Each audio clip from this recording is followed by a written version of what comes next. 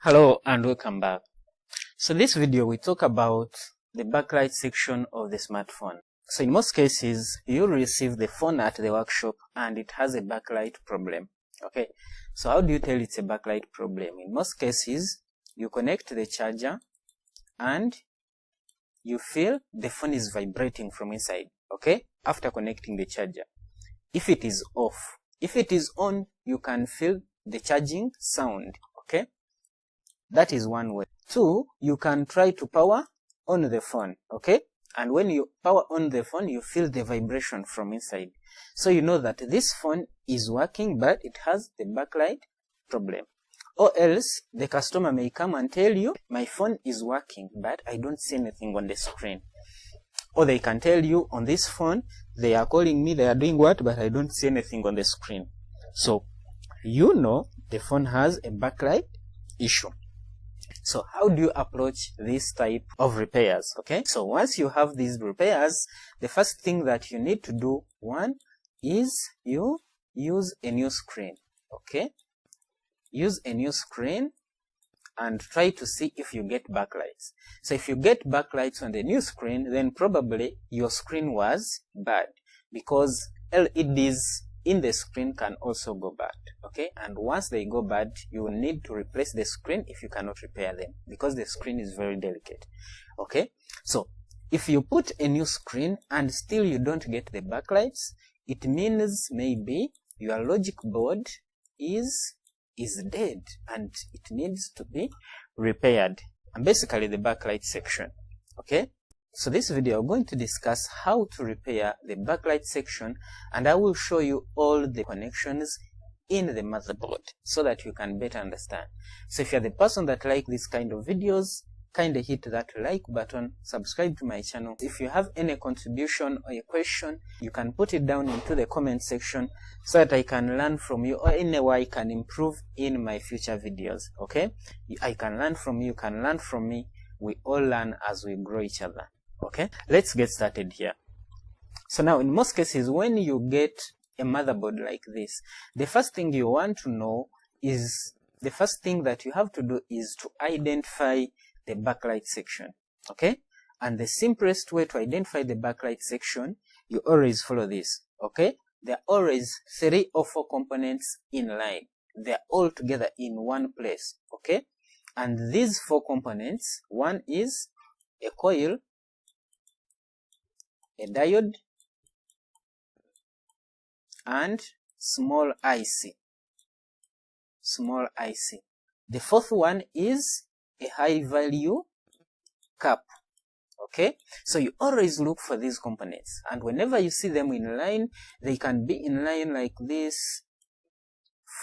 This is a cap, diode, coil, IC, or they can just be in one place like this. So you always look for these 3 or 4 components: a coil or an inductor, a diode, an IC, and a capacitor. Okay, so whenever you see them, know that you have landed onto the backlight section.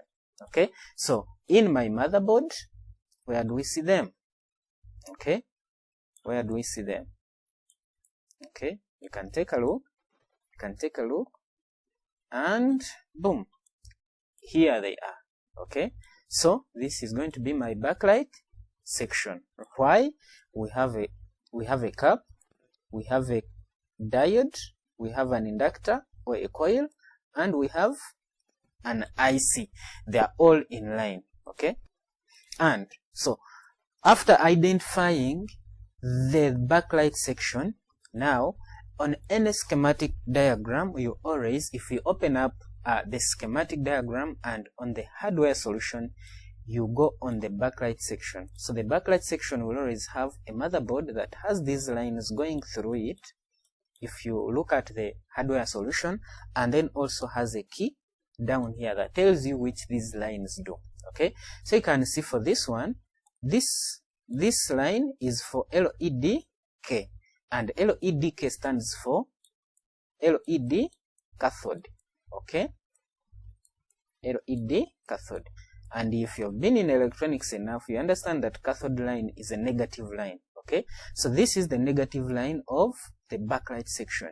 Okay, then it has display PWM, which is a pulse width modulation, which is basically to control the display, because with the display sometimes you adjust the brightness and all that, and these commands come directly from the CPU. Okay, and then you also have a VBAT, which is the voltage line, and then an LED A, and LED A stands for LED anode. Okay, and you also know that an anode line is a positive line. So you have a positive line and a negative line. Then you have a voltage line that supplies voltage or current to that section, and also a controlling line from the CPU. Okay, and basically these are the lines, and we are going to look at them just in a minute. Okay, so let's look at these lines.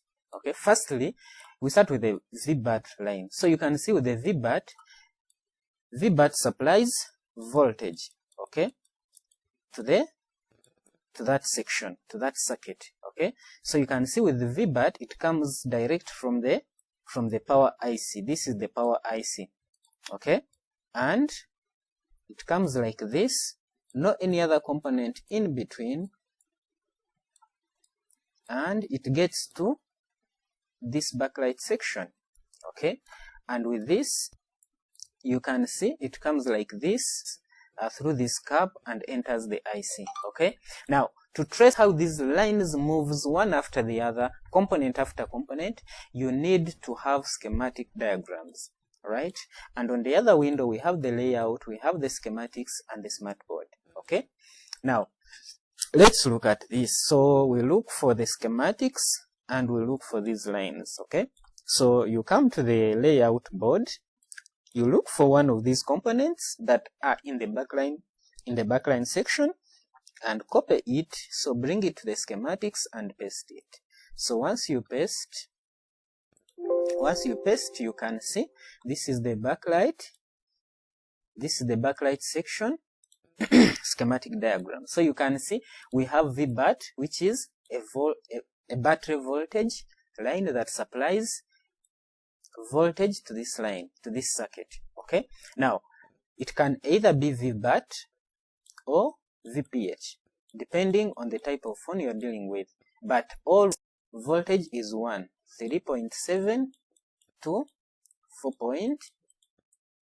So don't get confused in some cases if you find VPH right here. So it is all the same voltage, 3.7 to 4.2 voltage. So you can see once voltage comes, it passes through this filter cap before it goes to this inductor. And where is this filter cap?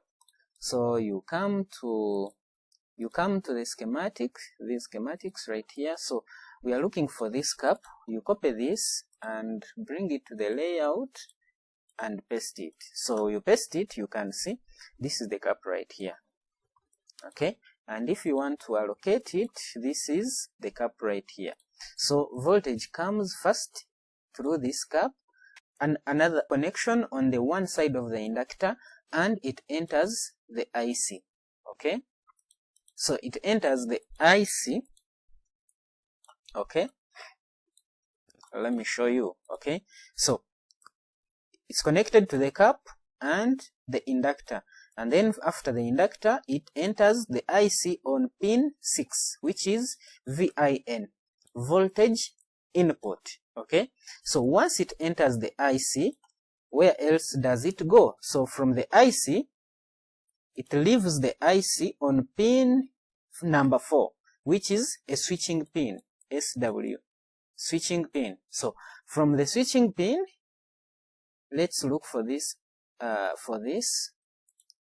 from the switching pin, which is this one right here, pin number 4, which is this one.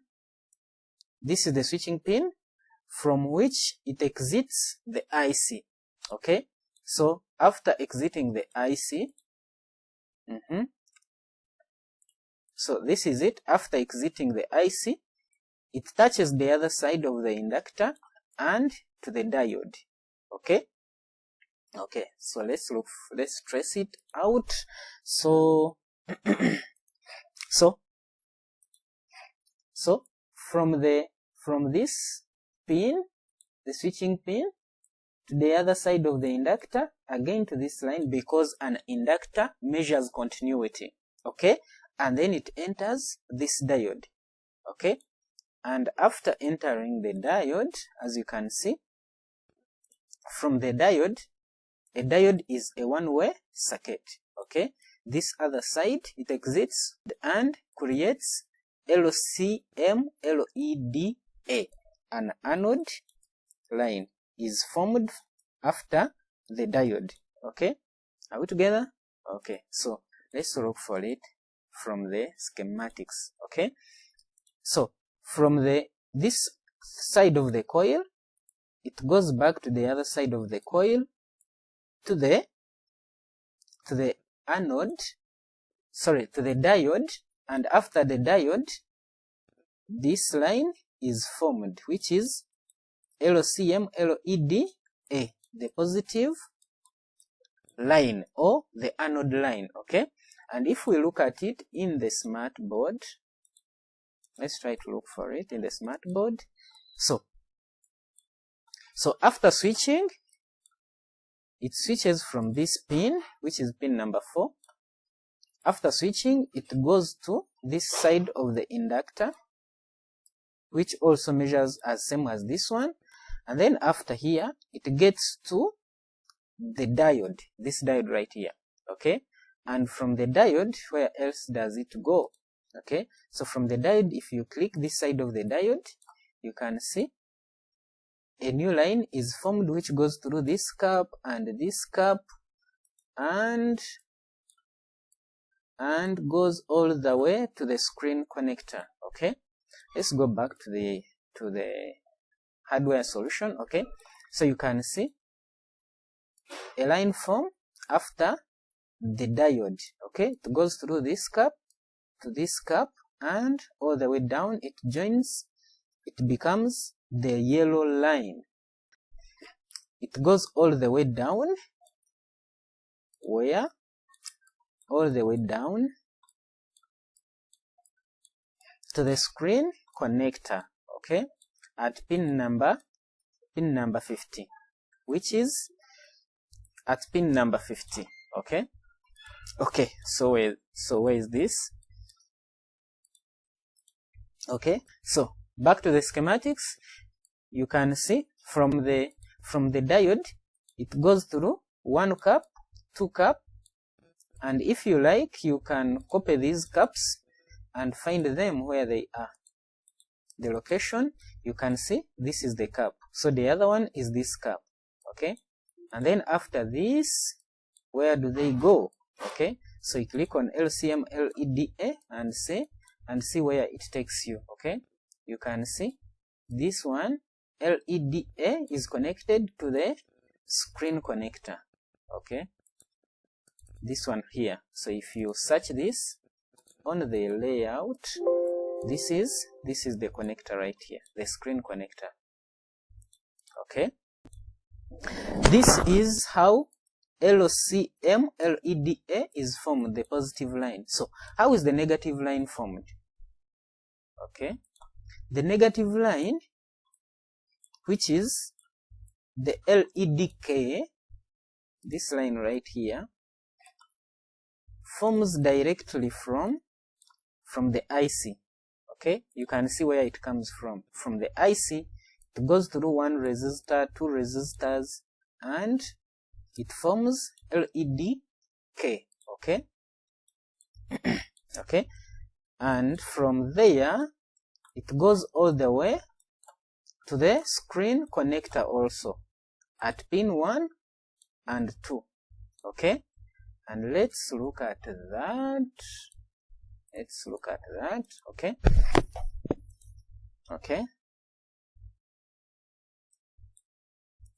Okay, back to the backlight section. You can see from the IC, you can see from the IC, DK, the negative line, forms directly from the feedback line inside the IC, okay, and it goes through 1, 2 resistors. So which resistors are they? These two, okay. These are the two resistors, 1, 2. So if you look at the smart board,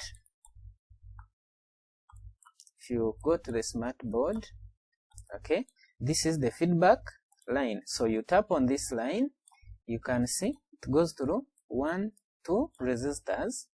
Then after it goes down, I lost it. Then after it goes down to the screen connector at pin 1 and pin 2, okay. Okay. Okay, so you come to the, if you come to the schematics also and click on LEDK, it also takes you to the screen connector, and you can see LEDK goes to this cap here, and then to the screen connector at pin 1 and pin 2. So basically these are the power lines, okay. These are the power lines for the backlight section. So you also have the blue line, which is the PWM display. So this line comes from directly inside the IC to the CPU, no any other component in between, okay. So that's why this line rarely goes bad, okay. Let's look at the schematics. Let's look at the schematics. Okay, so where is the line? This is the line here, display PWM, and if you tap on it, it should take you to where it is connected, okay. This is it, display PWM, and you can see it is connected at AD27 in this IC. So which IC is it? U101. So come to the layout and you write U101. So if you search this, this is the IC, which is the CPU, okay. So this line connects directly to the CPU to control the display on your screen, okay. As you have seen, all these parts, all these lines can go bad, okay. They can get damaged at one point. So how do you fix, or how do you tell which line is bad? Through troubleshooting, okay. So the easiest way you can troubleshoot this is using a multimeter, okay. So you don't have a multimeter, there's no way you can approach this. So you can use the voltage mode, for example, to track down the voltage, or else you can use the beep sound to measure the continuity, okay. And I'm just going to show you. Or else you can also use resistance technique or diode mode, okay, to measure the resistance to the ground. For example, if this, let's say through this line, or this line is disconnected, okay, let's say we don't have continuity in one of these lines. So using the diode mode to measure the resistance on these pins to the ground, you won't have any reading on these points, okay, because they are not connected. So, but you get a reading if they are connected. You get my point? If you measure, let me repeat it. If you use diode mode, use your multimeter in diode mode, and you measure this pin, in normal conditions, this should give you a reading, okay, from 300 to, I think, 250 to 500. This should give you a reading, okay. So if this gives you a reading less than that, then this line has a problem, okay. Or if it gives you OL, this line has a problem, and most likely there is a break along the line. So if you check these lines and don't get the correct reading, maybe they are not connected, or one of the components amidst have gone bad and need to be replaced. Okay, you get my point? So alternatively, let's say for example, you test, let's say for example, on the VBAT line, you test here and you have 0 voltage. Okay, you have 0 voltage right here, because this is the VBAT line or VPH line. So you test, you have 0 voltage, you are on the voltage mode. Okay, you have 0 voltage, but you come to test this line here, you find you have 3.8 volts. So what does it mean? It means maybe this line, the VBAT line from this point to this point, okay, this VBAT line from this point to this point is broken somewhere. So then you need to jump from this point to this point so that you can have the right amount of voltage coming in here. Okay, you get my point? So if you don't, alternatively, if you don't get the voltage,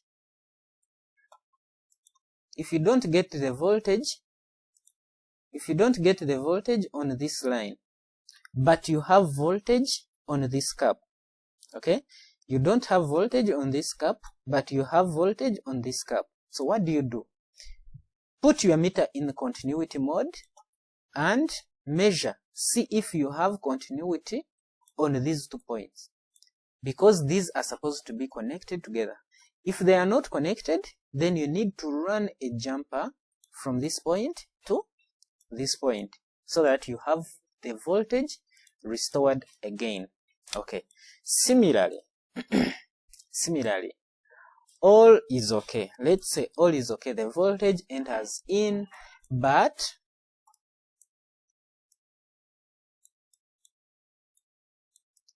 okay, so you have, so in this kind of situation, you have to know how to use your multimeter in both mode, the diode mode and the continuity mode, to help you troubleshoot where you have a problem in this line. Okay, or else you can test here and here in the beep mode and you don't get a beep sound. Right? Maybe the coil has gone bad. Okay, because this coil is supposed to be in connection and this is a boost coil, okay, to boost the voltage. Okay, so if you don't get continuity in this coil, that means your coil needs to be replaced. Alternatively, this diode could also go bad. So if you use the diode mode, you test and you don't get the right readings, you might need to change this diode. Okay, similarly, you can as well as have the voltage on this point. You can have voltage on this point, but you don't have voltage on this pin. Okay, and if you test with a beep, with the multimeter in the beep sound, you don't get beep from this point. Okay, then it means one of these lines is broken and you need to run a jumper from one point to another in order to retrieve this line. Okay,